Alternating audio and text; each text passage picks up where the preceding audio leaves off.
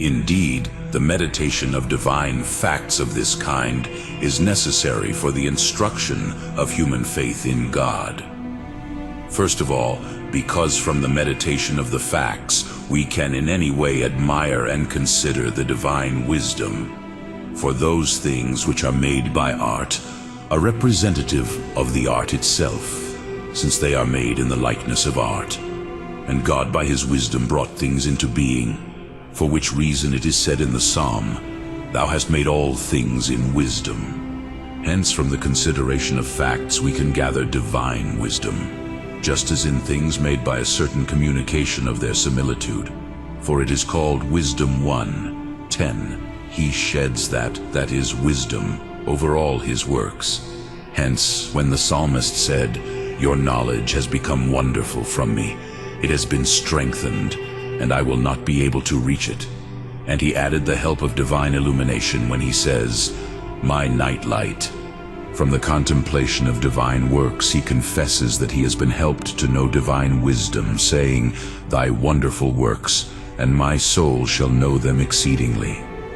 Secondly, this consideration leads to the admiration of God's supreme power, and as a result it breeds reverence for God in the hearts of men. For it is necessary that the virtue of the doer be understood to be more eminent than the things done, and therefore it is called Wisdom 13. For if their prowess and works, that is, the heavens and the stars and the elements of the world, were amazed, that is, the philosophers, let them understand that he who did these things is stronger than them.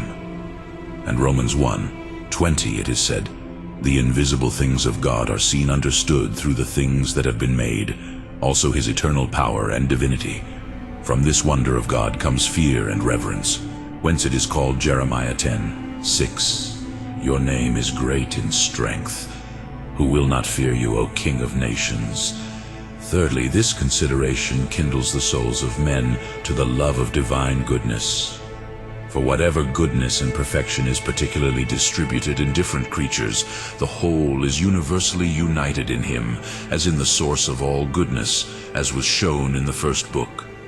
If, therefore, the goodness, beauty, and sweetness of creatures thus attract the hearts of men, the fountains of the goodness of God himself, carefully compared to the streams of goodness found in each creature, will draw the inflamed souls of men totally to himself. Whence it is said in the Psalm, "Thou hast delighted me, O Lord, in thy works, and I will rejoice in the works of thy hands." And elsewhere it is said of the children of men, "They shall be drunken with the abundance of thy house, as of all creation, and thou shalt drink them as a torrent of thy pleasure. For with thee is the fountain of life." And Wisdom 13:1 it is said against some, "From those things which seem good, that is, of creatures which are good through a certain participation, they could not understand him who is, that is, truly good, indeed goodness itself, as was shown in the first." Fourthly, this consideration establishes men in a certain similitude of divine perfection. For it is shown in the first book that God, knowing himself, looks at all other things in himself. When therefore the Christian faith principally instructs man about God, and through the light of divine revelation makes him a knower of creatures, a kind of similitude of divine wisdom becomes in man. Hence it is said that 2 Corinthians 3:18, "But we all, beholding the glory of the Lord with the revealed face, are transformed into the same image." Thus it is clear that the consideration of creatures belongs to the instruction of the Christian faith, and therefore it is called Wisdoms 42:15. "I will remember the works of the Lord, and I will declare what I have seen in the words of the Lord, his works."